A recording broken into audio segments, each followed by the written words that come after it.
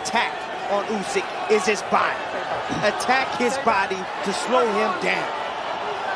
Have you seen anything in recent fights that show you a weakness there, Tim? Oh yeah, oh yeah. There's no doubt about it. I mean, we can go as far as back as the amateurs when he was in the ring with Beterbiev, when Beterbiev was able to drop him with a body shot. Of course, one of the most accomplished amateurs and the great Ukrainian teams, the two-time Olympian, the 2012 heavyweight gold medalist is Usyk, a team that included Denis Baranchek and Alexander Gvozdyk, and of course, the future pro champion, Vasily Lomachenko. That's what you're seeing now is just a battle of front foot and hand positioning. That's what you're seeing. Both guys trying to get their lead hands working, deflecting the lead hand of their opposition to line up their backhands, Tess. Of course, much is always talked about with Usyk being a recent undisputed cruiserweight champion. Now it's a heavyweight in terms of the size against this generation of heavyweights. But as you see these two men in the ring, it's only a 2-inch advantage for Dubois. They have the same exact reach of 78 inches, Timmy, and only 12 pounds separating them. And Usyk has the better footwork. Boxing is about being in position, being in the right position all the time. To be able to land up your offense, line up your offense, and get out of harm's way. There's no one in the heavyweight division besides Fury that can do it better than Usyk. Just as much as talking about Daniel Dubois in the lead up to this fight, Usyk has had to answer questions of Tyson Fury. Of course, negotiations failed for what was expected to be an April showcase event to produce an undisputed heavyweight champion. As we know, Usyk moved forward with this mandatory challenge, and Fury will have the much criticized fight, but the ultra spectacle against Francis Ngannou in October in Saudi Arabia. Tess, you said at the beginning of this fight that Dubois and his team feels that he needs to get off to a fast start. But what happens when you have a fighter like Usyk that knows how to slow down the pace of a fight? Just with his feints, quick hand gestures, and probes, he's able to slow things down for himself and make his opponent back off.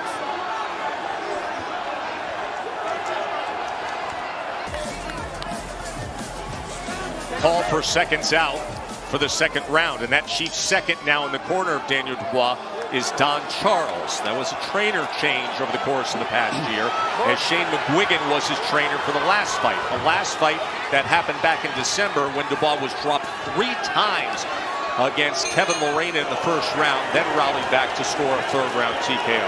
Total punches in the first round, Usyk had the 6-5 connect advantage through 17 jabs, to your point, Timmy. Yeah, this is the pace that Usyk likes to fight at. No, he's in total control. He's moving forward. He's not worried about anything coming back at him at this moment. Dubois is going to have to just change his game plan. Right now, that first round was what Usyk likes. That's what he likes. He likes to fight at a comfortable pace. You mentioned the pace. Timmy, it's been very noticeable in his 4 heavyweight fights that he's far more selective with his output offensively as a puncher. When he was a cruiserweight, he was throwing nearly 70 punches a round. As a heavyweight, Usyk far more selective, throwing 51 punches per round. Well, Tess, he has to because of the firepower that can come back. That's right. It's dangerous in the heavyweight division. One mistake and your lights will be turned off. There it is. Straight left hand, subtle level change. Usyk, he's going to drop. As soon as you see him bend, that left hand is coming down the middle.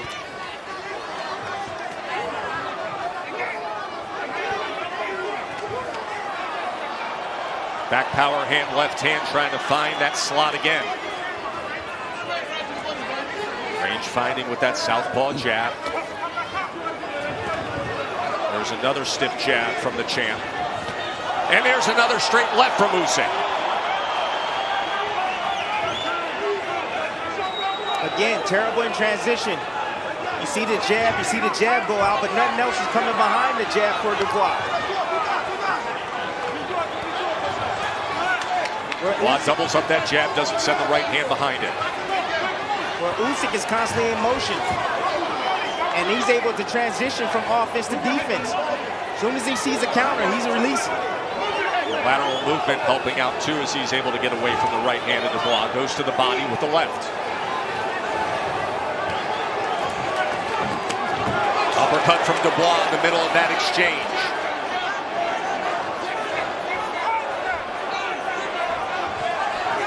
Sweeping left hand off the mark from Usyk.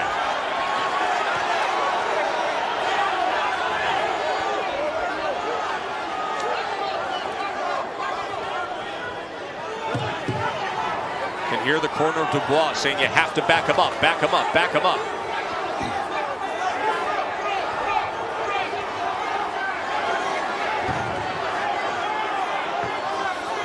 So Dubois has now felt the power of Usyk. He took one on the chin and he took it well. Now what is he going to do with that moving forward? Sometimes you get in situations where you say, hey, the power wasn't too much. I can deal with his punching power, and you need to step on the gas to get yours. That's what Dubois needs to do right now, Tess. Another well-placed jab early on here in round 3 by Usyk. Take a little bit more chances. Good right hand by Dubois. Right hand right to the chest from Dubois.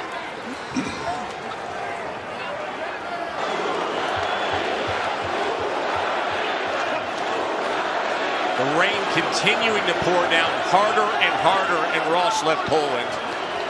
As that tarp that only hangs 10 feet over the center of the ring is being tested with the heavyweight champion in action here in round 3.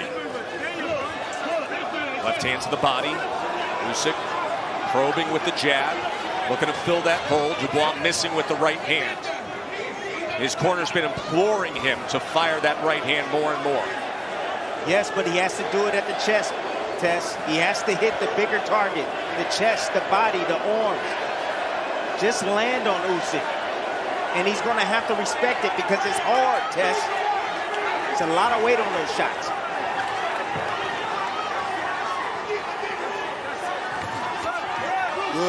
Good body shot right there from Dubois.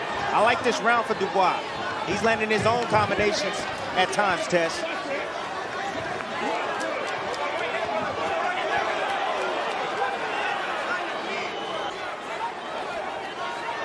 Good jab from Usyk. It is. That southpaw jab sitting right on top of Daniel Dubois. Dubois doesn't move his head, that's why. I mean, you saw what Joe Joyce was able to do with his jab, and I'm sure Usyk and his people saw the video as well. Fight against Joe Joyce was back in London in November of 2020 when Dubois was the promising prospect fringe contender who had all the hype. And Joyce pressed forward, repeatedly scored with a piston jab. And Dubois suffered an orbital fracture and couldn't continue. Yeah, Dubois still doesn't know how to transition, don't know how to move his head and slip counters. He doesn't know how to counter anything. He gets his offense off, then he sits back and he looks for opportunities or openings from the outside. But what he needs to do is he needs to be close enough to make Usyk miss and then make him pay.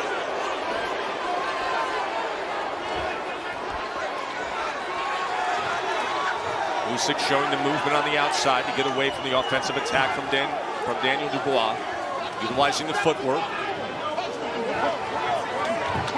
There's a short right hand from Dubois as Usyk crossed the threshold. That was nice. That was set up off a parry. He parried the lead hand, Tess, and came right down the middle with his right hand. Some good offense right here from Dubois.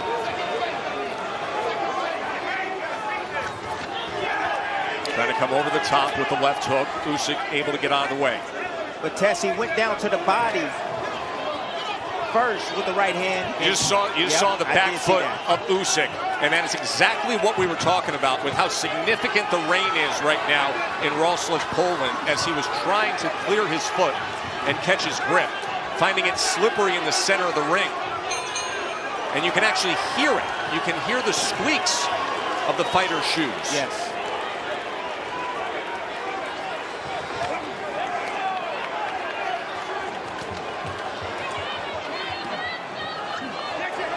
Usyk doubling up that jab.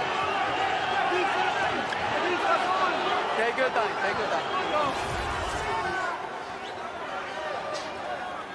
Oh, man. I mean, it's really hard to see from that angle right there, but it does seem to be low.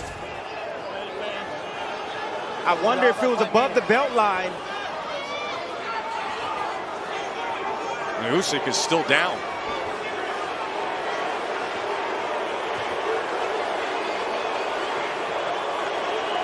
He's shaking his head as he looks back to his corner and Yuri Tachenko.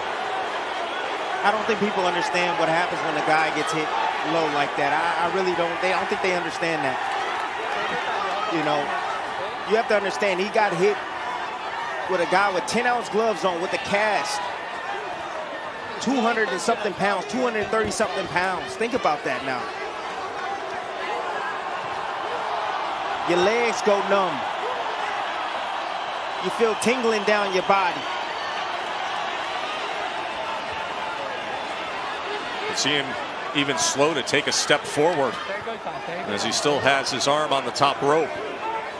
Early here in round number 5, the low blow from Daniel Dubois as Usyk is taking all of his time to recover before he re-engages in this fight. This could be a turning point right here for Dubois. Here's another angle, Timmy. Another angle, yep. That's right. That looks like it's right on the belt line. That looks like it's right on the belt line, Tess. That doesn't look too deep down on that cup there. You can hear the reaction from the crowd, which is a very pro-Usyk crowd. As Louis Pabon, veteran referee from Puerto Rico, is talking to the champ, assessing the situation, asking him if he's ready to go.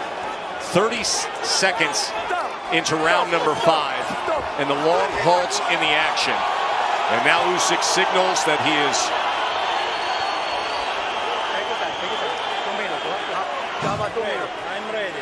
He's telling Pabon he's ready. Pabon's encouraging him to take his time, and Usyk is saying, I am ready. Tess, that looked like it was right on the bladder, Tess. I'm telling you, that was right on the bladder, on the belt line. Over 3.5 minutes of a rest to this point for Alexander. Dubois never been deducted due to a foul. And he goes right back with that right hand to the body when they commence. And there's a right hand from Dubois as he's being more the aggressor now, Tim. Keep going down there. Dubois knows that that was a legal shot.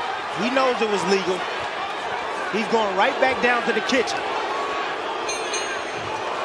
Trying to sweep across that belt line with a right hand is the Englishman. And you see when you go down to Usyk's body, he doesn't have any return fire. You don't have to worry about any counters coming his way. It's the very first point of analysis you made when we started this fight. You felt if there's any place to target with Usyk, it is the body. It is the body.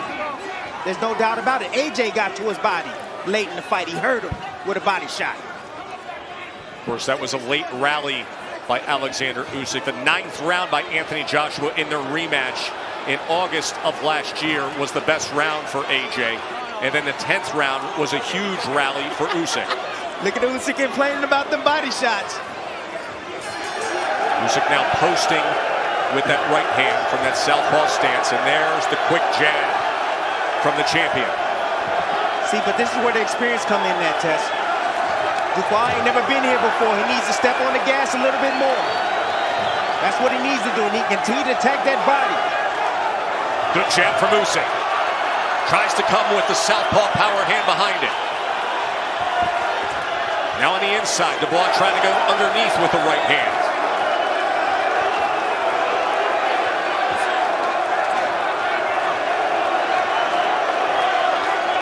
See, now you're seeing the resiliency of Usyk. Usyk stepping to him and lands a left hand.